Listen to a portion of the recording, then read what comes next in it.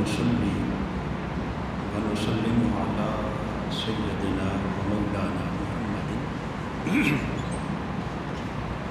رسوله النبي الأمين المعين الحنين الرؤوف الرحيم. أما بعد فأعوذ بالله من الشيطان الرجيم. بسم الله الرحمن الرحيم.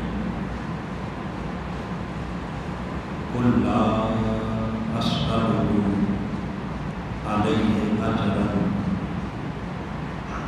إلا المودة في القربى. صدق الله مولانا العظيم. معزز و محتشم حاضرین و سامعین، اللہ رب العزت کا بے پایہ فضل و احسان ہے جس کی توفیق سے آج ہم ماہ رمضان المبارک کے اس پہلے جمعۃ المبارک کے اجتماع میں حاضر ہیں۔ جیسا کہ آپ جانتے ہیں کہ آج اس ماہ مبارک کی 3 تاریخ ہے اور یہ 3 رمضان المبارک تاریخی اعتبار سے بڑا اہم دن ہے۔ آج کا دن یہ یوم وصال ہے سیدہ کائنات کا، مخدومہ کائنات، لفظ جگر مصطفیٰ حضرت سیدہ فاطمہ الزہرا سلام اللہ علیہا۔ لہذا آپ کے اس یوم وصال کی مناسبت سے آج کی گفتگو کے لیے میں نے قرآن مجید کی سورہ الشورى کی آیت نمبر 23 اس کا ایک مختصر سا حصہ آپ کے سامنے تلاوت کیا،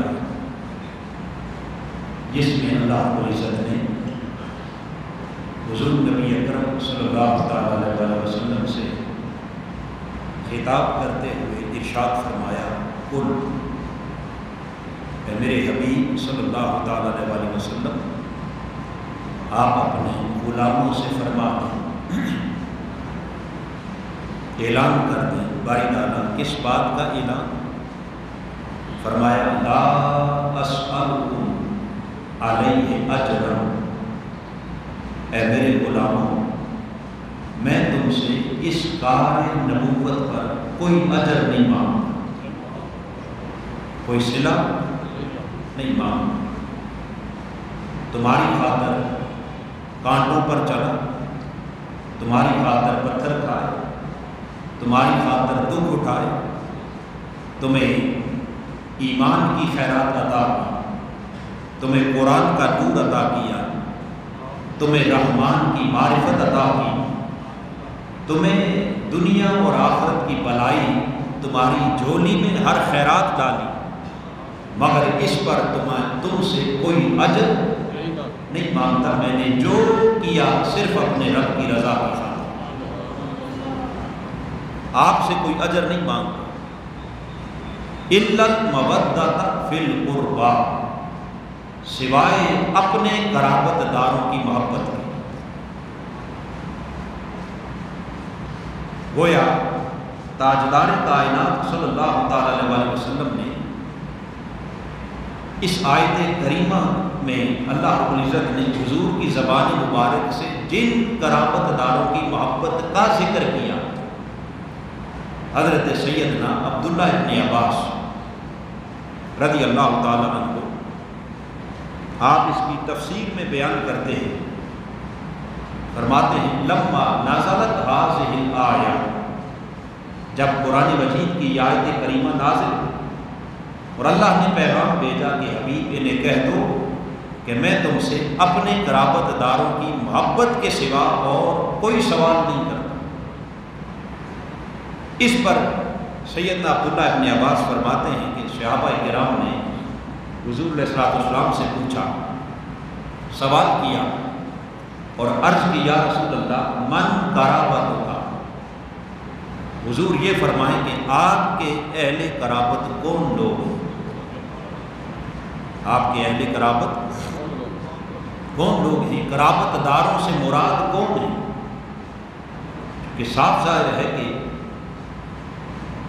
قرابت کا لفظ بڑے وسیع معنوں میں استعمال ہوتا ہے اور تمام خونی رشتے وہ آپ کے اہل قرابت میں آ جاتے ہیں، مگر صحابہ کرام جانتے تھے کہ یہاں کوئی خاص لوگ ہیں کہ جن کی محبت کو امت پر واجب کیا جا رہا ہے، اس لیے پوچھا یا رسول اللہ وہ اہل قرابت کون ہیں؟ الذین واجبت علینا محبتہ، کہ جن کی محبت کو اللہ نے ہمارے اوپر واجب کرا تھا، جن کی محبت کو اللہ نے ہمارے اوپر لازم کرا تھا۔ اس کے جواب میں آقا دو جہاں صلی اللہ تعالی علیہ وسلم نے 4 نام ارشاد فرمائے۔ کتنے؟ فرمایا میرے صحابہ پوچھتے ہو کہ میرے اہل قرابت کون ہیں؟ تو فرمایا علی و فاطمہ و ابناہما، فرمایا میرے اہل قرابت میں میرا علی ہے، میرے اہل قرابت میں میری فاطمہ ہے، اور میرے اہل قرابت میں ان کے دونوں شہزادے امام حسن بھی ہیں اور امام حسین بھی ہیں۔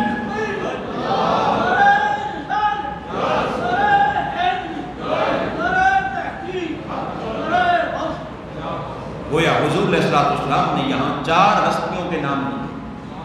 کتنی؟ ایک مولا علی، ایک سیدہ کائنات فاطمہ الزہرا، اور 2 ان کے شہزادے امام حسن اور امام حسین۔ فرمایا یہ ہیں میرے وہ اہل قرابت کے جن کی محبت کو اللہ نے میری امت پر فرض قرار دیا، جن کی محبت کے بغیر ایمان کا کوئی تصور نہیں ہو سکتا۔ اب حاضرین محترم، یہ 4 ہستیاں وہ ہیں کہ جنہیں آقا علیہ الصلوۃ والسلام نے ہر مقام پر اپنے ساتھ رکھا، کسی ایک مقام پر بھی ان 4 میں سے کسی ایک کو بھی حضور نے جدا نہیں کیا۔ یہ خاص قرابت کا جو تعلق ہے۔ آئیے قرآن مجید کی آیہ قرابت اتری تو وہاں بھی میرے آقا نے فرمایا میرے اہل قرابت یہ 4 ہیں۔ جب قرآن مجید کی آیہ تطہیر اتری سورہ احزاب کے اندر، خالق کائنات نے فرمایا انما یرید اللہ لیذھب عنکم الرجس اہل البیت ویطہرکم تطہیرا۔ اے میرے رسول کے گھر والوں، میرے رسول کے مقدس اہل بیت، رب کائنات تم سے ہر قسم کے رجس کو، ناپاکی کو، کمی کو، کمزوری کو دور کر دینا چاہتا، اور وہ چاہتا ہے کہ تمہیں ایسا پاک کرے جیسا پاک کرنے کا حق ہوتا ہے۔ تو جب آقا علیہ الصلوۃ والسلام کے اہل بیت کے لیے آیہ تطہیر اتری اور ان کو پاک کیے جانے کا الوہی فیصلہ اترا، تو تاجدار کائنات نے اس آیہ تطہیر کے اترنے کے موقع پر بھی پھر ان 4 نفوس کو بلا دیا۔ حدیث پاک میں آتا ہے فدا علی و فاطمہ و ابناہما۔ آقا علیہ السلام نے فرمایا، آقا علیہ السلام نے سیدنا مولا علی کو بلا لیا، فاطمہ الزہرا کو بلا لیا، اور ان کے دونوں شہزادوں کو بلا لیا، اور 4 کو بلا کر حضور نے انہیں اپنی کملی میں چھپا لیا، اپنی کملی میں۔ حضرت عائشہ صدیقہ فرماتی ہے کہ نقش و نگار والی چادر حضور نے اوڑھی ہوئی تھی، اور آقا علیہ السلام بلاتے گئے، ادھر سے علی آ گئے، ادھر سے فاطمہ الزہرا آ گئی، ادھر سے حسن و حسین آ گئے، اور ایک ایک کو حضور اپنی کملی کے نیچے چھپاتے گئے۔ جب 4 کملی کے نیچے آ گئے تو پھر آقا نے ہاتھ اٹھائے اور عرض کی اللہم ہؤلاء آل بیتی، باری تعالیٰ یہ ہیں میرے وہ اہل بیت جن کی طہارت کا وعدہ تو نے فرما دیا۔ قیامت تک جن کی طہارت کا وعدہ، تو چاروں کو آقا علیہ السلام نے اپنی چادر مبارک میں چھپا کر اللہ کی حضور التجا کر کے قیامت تک بتا دیا کہ لوگوں، جن کی طہارت کا اللہ نے وعدہ کیا ہے، اس طہارت کے وعدے کے مصداق یہ وہ چار ہستیاں ہیں جن کو تاجدار کائنات نے اپنی چادر میں لے لیا، جن کو اللہ نے پاک کرنے کا حق ادا کر دیا۔ اب حاضرین محترم، یہاں ایک بڑی خاص اور توجہ طلب بات یہ ہے کہ جب آقا علیہ السلام نے ان چاروں کو اپنی چادر میں چھپا کر عرض کی باری تعالیٰ یہ ہیں میرے اہل بیت جن کو تو نے پاک کر دیا، کیا کر دیا؟ بولیے پاک۔ اب یہ پاک ہستیاں کتنی ہو گئی؟ چار۔ کتنی؟ سیدنا علی المرتضیٰ، سیدہ فاطمہ الزہرا، امام حسن اور امام حسین، جن چاروں کو حضور نے اپنی کملی کے نیچے چھپایا۔ کتنی ہستیاں؟ چار۔ اور پانچویں حضور جن کی چادر تطہیر ہے، جن کی کملی میں آ کر وہ سب پاک ہو گئے، جن کے صدقے میں سب طہارتیں ملی، وہ حضور کی ذات اقدس۔ تو چار وہ اور پانچویں حضور کی ذات اقدس، کل کتنے ہو گئے؟ بولیے۔ اب یہ جو پانچ وجود ہیں جن کی طہارت کا اللہ نے وعدہ کر لیا ہے، حاضرین محترم، اب بتائیے ان پانچ تنوں کی پاکی میں کوئی شک رہ گیا؟ ان پانچ وجودوں کی پاکی میں کوئی، طہارت میں کوئی شک باقی نہیں رہا۔ تو پتہ چلا کہ یہ جو پنج تن پاک، کیا ہے؟ پنج تن پاک، یہ عقیدہ، یہ سوچ، یہ خیال، یہ فکر کسی خاص مسلک کا عقیدہ نہیں۔ کیونکہ پنج تن پاک کا نام آتا ہے نا، تو بعض لوگوں کا ذہن ایک خاص مکتبہ فکر کی طرف چلا جاتا ہے، وہ سمجھتے ہیں بس یہ پنج تن پاک کا عقیدہ اس خاص مسلک کا، اہل تشیع کا عقیدہ۔ یاد رکھ لیں کہ یہ کسی خاص مسلک کا نہیں، پنج تن پاک کا عقیدہ وہ ہے جو رب کائنات کے قرآن نے عطا کیا، اور پنج تن پاک کا عقیدہ وہ ہے جو حضور نے اپنی کملی میں حسن و حسین اور علی و فاطمہ کو چھپا کر حضور نے عطا کیا، اور بتایا کہ یہ پنج تن پاک کا عقیدہ قرآنی بھی ہے، اور یہ عقیدہ مصطفی بھی ہے۔ لہٰذا یہ کسی خاص مسلک کا نہیں، یہ اہل سنت کا عقیدہ۔ سو عرض یہ کر رہا تھا کہ آیا قرابت اتری تو یہی پانچ، انہی چار کو حضور نے اپنے ساتھ لے لیا۔ آیا تطہیر اتری تو پھر انہی چار کو حضور نے اپنے ساتھ لے لیا، اور آگے چلے آیا مباہلہ اتری، جب نجران کے عیسائیوں کو آقا علیہ السلام نے دعوت مباہلہ دی، آیا مباہلہ کے اترنے پر آقا علیہ السلام نے پھر ان چار کو پھر ایک بار اپنے ساتھ بلا لیا۔ خالق کائنات نے قرآن مجید میں ارشاد فرمایا، میرے حبیب ان نجران کے عیسائیوں کو، دین پر شک کرنے والوں کو، ان سے کہہ دو قل ندعو ابناءنا وابناءکم ونساءنا ونساءکم وانفسنا وانفسکم، تم بھی اپنے آپ کو لے آؤ، اپنی عورتوں کو، اپنے بچوں کو، ہم بھی لے آتے۔ تو جب آقا علیہ السلام پر یہ آیہ مقدسہ اتری تو آقا علیہ السلام نے پھر وہاں سیدنا مولا علی کو بلا لیا، فاطمہ الزہرا کو، امام حسن کو، امام حسین کو، اور چاروں کو حضور اپنے آگے پیچھے دائیں بائیں ساتھ لے کر جب اس عیسائی وفد کی طرف آقا علیہ السلام چلے، اپنے کاشانہ اقدس سے نکلے، ادھر سے نجران کے عیسائیوں نے دیکھا کہ حضور کے آگے پیچھے دائیں بائیں چار ہستیاں جن کے چہروں سے نور نکل رہا ہے، جن کے اوپر اللہ کی انوار کی بارش ہو رہی ہے، یہ دیکھ کر انہوں نے کہا واپس لوٹ جاؤ، ان سے مباہلہ نہ کرنا، اس لیے کہ یہ ہستیاں وہ ہیں اگر انہوں نے اللہ کی بارگاہ میں ہماری بد دعا کے لیے ہاتھ اٹھا دیے، قیامت تک دنیا سے عیسائیت کی نسل ختم ہو جائے۔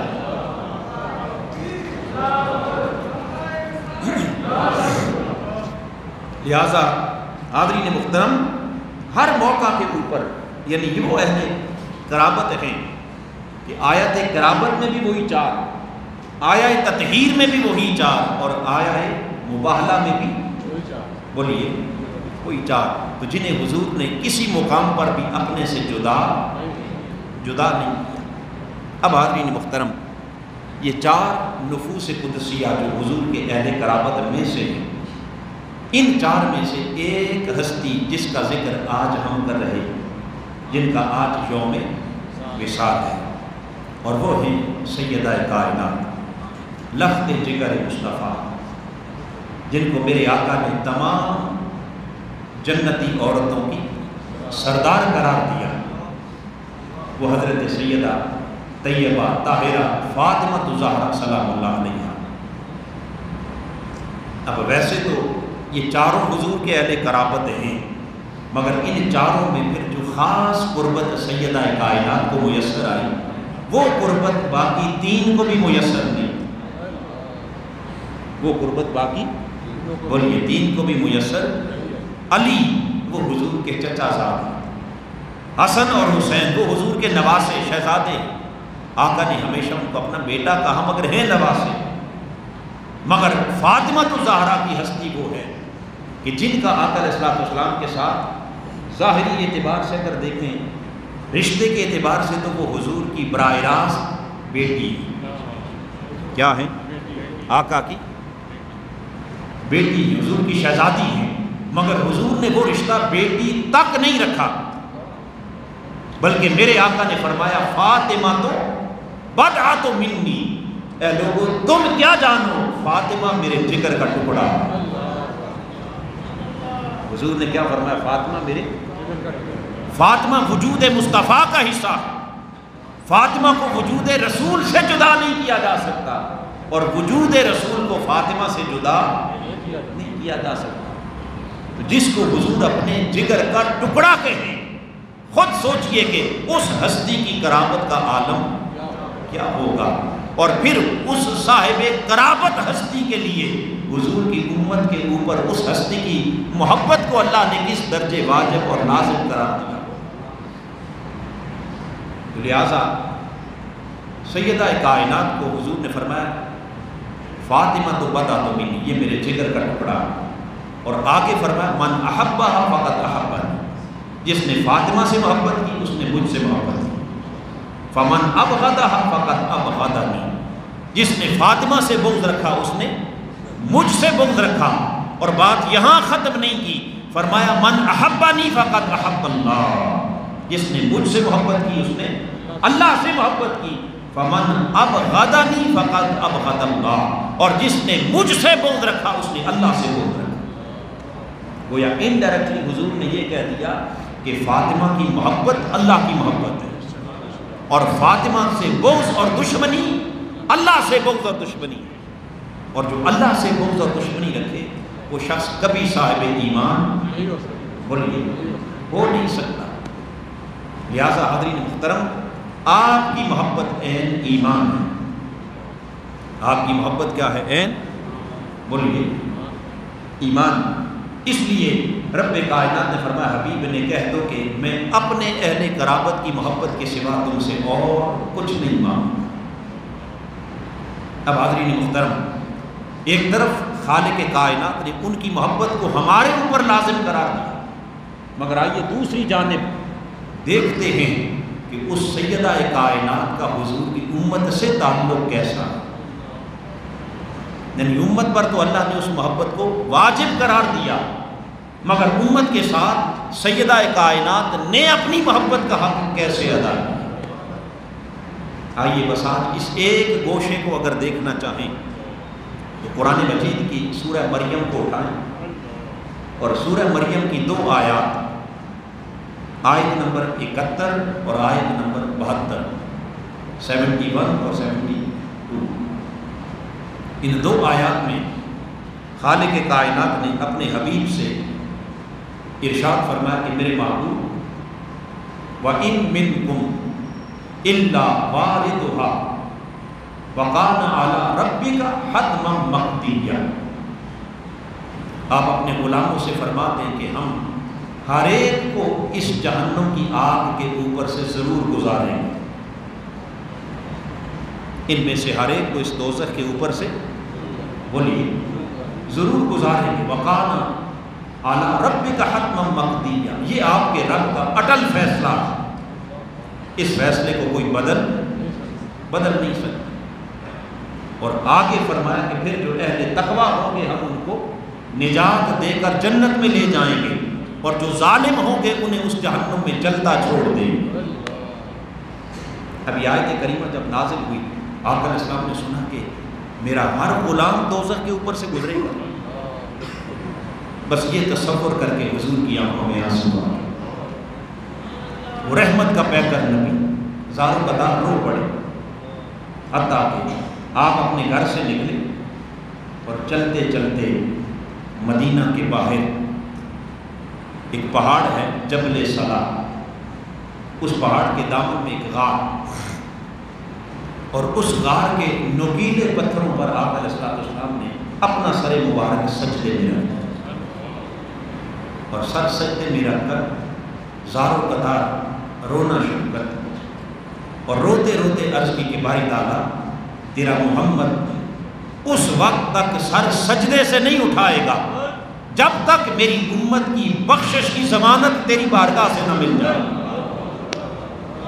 جب تک میرے گناہگاروں کی بخشش کی مجھے ضمانت نہ مل جائے میں سر سجدے سے نہیں اٹھاؤں گا۔ روتے روتے 3 دن گزر گئے۔ کتنے دن؟ 3 دن گزر گئے۔ صحابہ کرام نے حضور کو تلاش کرنا شروع کر دیا، مدینہ کے گلی کوچوں میں حضور کی تلاش ہونے لگی، آقا کہاں چلے گئے؟ صحابہ کرام کے اوپر ایک قیامت ٹوٹ پڑی، ہر کوئی غمگین چہرہ لے کر حضور کی تلاش میں نکلا ہوا ہے۔ کچھ صحابہ کرام تلاش کرتے کرتے ڈھونڈتے ڈھونڈتے اس جبل صلاح کے دامن میں جا پہنچے، وہاں دیکھا کہ ایک چرواہا بکریاں چرا رہا، اور صحابہ کرام کو جب آتے ہوئے دیکھا تو اس نے پوچھا بھائی آپ لوگ لگتا ہے کسی کو ڈھونڈ رہے ہیں، تلاش کر رہے ہیں، کس کی تلاش میں نکلے؟ اس پر صحابہ کرام نے اس چرواہے سے کہا کہ ہمارے آقا و مولا محمد مصطفیٰ صلی اللہ تعالی علیہ وسلم 3 دن سے ہم ان کی تلاش میں۔ یہاں اس واقعہ کو مولانا روم رحمۃ اللہ تعالیٰ علیہ آپ نے اپنی مثنوی کے اندر بڑے محبت بھرے انداز میں بیان کیا۔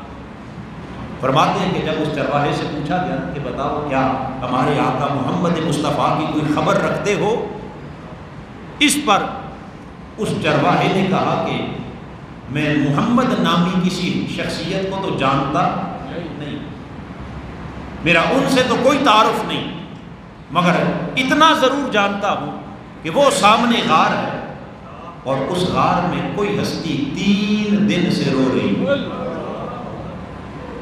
کوئی رونے والا زاروں قطار رو رہا، اور اس کی آواز میں اتنا درد ہے، اتنا سوز ہے، اس کے لہجے میں اتنا گداز ہے کہ 3 دن سے میری بکریوں نے چرنا چگنا چھوڑ دیا، انہیں کھانے پینے کی ہوش نہیں، بس اس کی آواز سنے جا رہی ہے، اور اس کی آواز سن سن کر میری بکریوں کی آنکھوں سے بھی آنسو روا ہو گئے۔ انہوں نے پوچھا بتا وہ رونے والا کہتا کیا ہے؟ اس پر مولانا روم ترجمہ کرتے فرماتے ہیں اس چرواہے نے کہا مجھے اور تو کچھ خبر نہیں، مگر وہ سوز و گداز بھری آواز والا جب صدا لگاتا ہے روتا ہے تو اس کے لبوں پر ایک آواز ہے نالائے امتی یا امتی، کوئی رونے والا اپنی امت کو یاد کر کر کے رو رہا ہے۔ صحابہ کرام نے جب دیکھا سنا جان گئے کہ یہ ہمارے آقا کی ذات اقدس ہے، سب دوڑ پڑے اس غار کی طرف۔ جب دہانے پر جا کر پہنچے دیکھا کہ حضور نوکیلے پتھروں پہ سر رکھ کے زاروں قطار ہو رہے ہیں، آقا کی آنکھوں سے آنسو جاری ہیں۔ صحابہ نے دروازے پر کھڑے ہو کر عرض کی یا رسول اللہ اپنا سر انور اٹھائیے، حضور اپنا رخ انور دکھائیے۔ 3 دن سے عشاق آپ کے دیدار کے لیے ترس گئے ہیں، آقا آپ کا رب یقیناً آپ کی امت کے معاملے میں قیامت کے دن آپ کو تنہا نہیں چھوڑے گا، وہ آپ کی ہر التجا کو قبول کر لے گا، حضور سر اٹھائیے۔ مگر آقا نے فرمایا میرے غلاموں، آج تمہارے یہ الفاظ محمد کے درد کی دوا نہیں ہو سکتے۔ صحابہ منت سماجت کر چکے مگر حضور نے سر سجدے سے نہ اٹھایا۔ آخر کار غلاموں نے سوچا کہ یہ معاملہ کسی اور کے حل کرنے سے تو حل نہیں ہوگا، کیوں نہ سیدہ کائنات کی بارگاہ میں جائیں، خاتون جنت کو لے کے آئیں۔ اگر فاطمہ کہہ دے گی تو حضور ہر ایک کی بات کو ٹال سکتے ہیں، مگر فاطمہ کا کہنا حضور کبھی موڑیں گے نہیں۔ سیدہ کائنات کو پیغام ملا، آپ اپنے کاشانہ اقدس سے نکلتی ہیں، آپ کا وجود مبارک سر سے پاؤں تک پردے میں، ساتھ امام حسن امام حسین دونوں شہزادوں کو لے کر چلتے چلتے جب اس غار کے دہنے پر خاتون جنت پہنچی، دیکھا کہ تاجدار کائنات نوکیلے پتھروں پہ سر رکھ کے زاروں قطار رو رہے ہیں۔ سیدہ کائنات کا دل دہل گیا، بے ساختہ آنکھوں سے آنسو چھلک پڑے، رو کے عرض کرنے لگی یا رسول اللہ، میرے بابا جان ذرا سر اٹھا کے دیکھیے، آج آپ کے دروازے پر کوئی اور نہیں، حضور آپ کی فاطمہ کھڑی ہے۔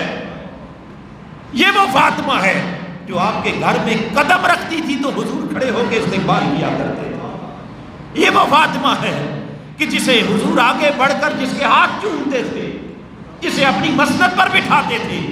حضور فاطمہ عرض کر رہی ہے آقا ذرا سر تو اٹھائیے، آج جلوہ تو دکھائیے، امت کے بارے میں غم نہ کیجئے۔ کیا ہوا اگر قیامت کے دن آپ کی امت کے اعمال کم پڑ گئے تو اس نامہ عمل میں میں اپنے حسن کا زہر آلود جامہ رہوں گا۔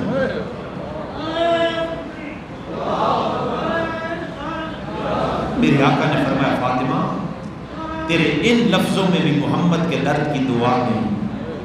عرض کی یا رسول اللہ اگر پھر بھی ان کے اعمال پورے نہ ہوئے تو میں قیامت کے دن آپ کی امت کے نامہ عمل میں اپنے حسین کا خون آلود پیراہن رکھ دوں گی، کیا پھر بھی کمی رہ جائے گی؟